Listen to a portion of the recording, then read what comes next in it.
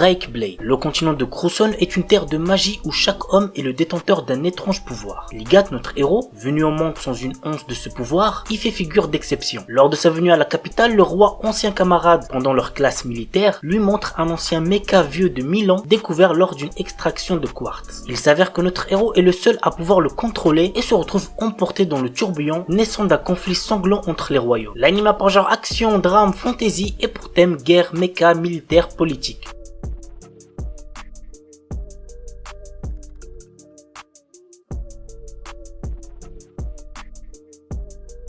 Kaze no Stigma. L'histoire tourne autour de Kazuma Yagami. Il est un descendant d'une lignée qui maîtrise le feu à l'aide de techniques ancestrales, mais comme il n'a aucun talent dans ce domaine, sa famille l'a chassé. Ouais, c'est très triste. Parti vivre à l'étranger, Kazuma a développé d'autres techniques autour du vent après avoir signé un contrat avec le roi de l'esprit du vent, un exploit qu'il est le seul à avoir réalisé. Revenu vivre au Japon, on fait désormais appel à lui pour résoudre certaines affaires. C'est alors qu'il rencontre sa cousine Ayano et son frère Ren qui maîtrisent tous les deux le feu. L'anime a pour genre action, comédie, fantasy, roman, shonen, slice of life surnaturel et pour thème magie.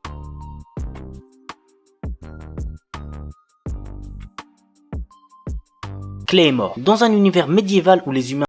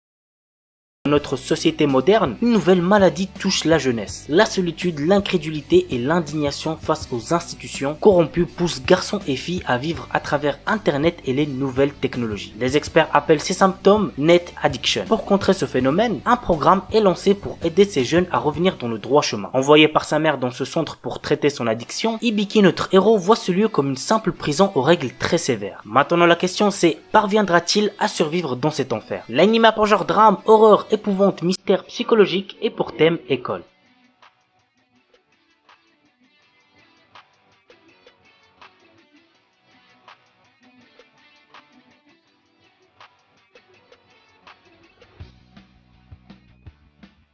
Dororo. L'histoire nous entraîne aux côtés de Dororo, un enfant voyou qui rencontre le chemin de Hyakimaru et le suit à travers le Japon féodal dans sa quête pour exterminer les 48 démons à l'origine de son corps mutilé. Ainsi, Hyakimaru a développé des sens surnaturels, puisqu'il est sourd, aveugle, handicapé, qui lui permettent de se défendre face aux démons. À chaque fois qu'il tue l'un des 48 démons, Hyakimaru récupère une des 48 parties manquantes de son corps. L'anime a pour genre action, aventure, fantastique, historique, surnaturel et pour thème démons, handicap, histoire, samouraï, vengeance.91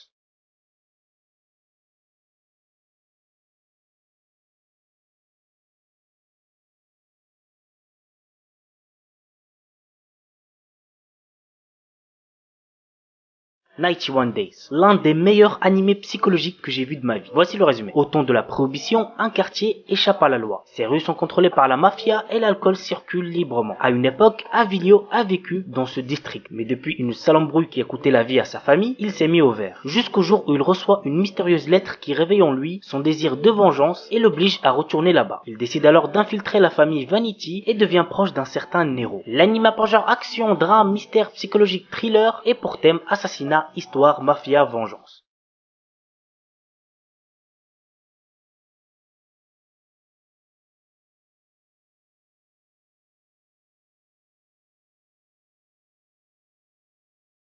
Gone Grave. Cet animé nous raconte l'histoire de deux amis, Brandon et Harry, rêvant de se faire une place dans la hiérarchie mafieuse Millennium. Mais est-ce que cette soif de reconnaissance aux yeux de tous doit-elle se faire à n'importe quel prix, quitte à sacrifier une amitié précieuse et tous ceux que l'on aime? Go voir l'animé si vous voulez connaître la réponse. L'anime a pour genre action, drame, science-fiction et pour thème mafia, magie, vengeance.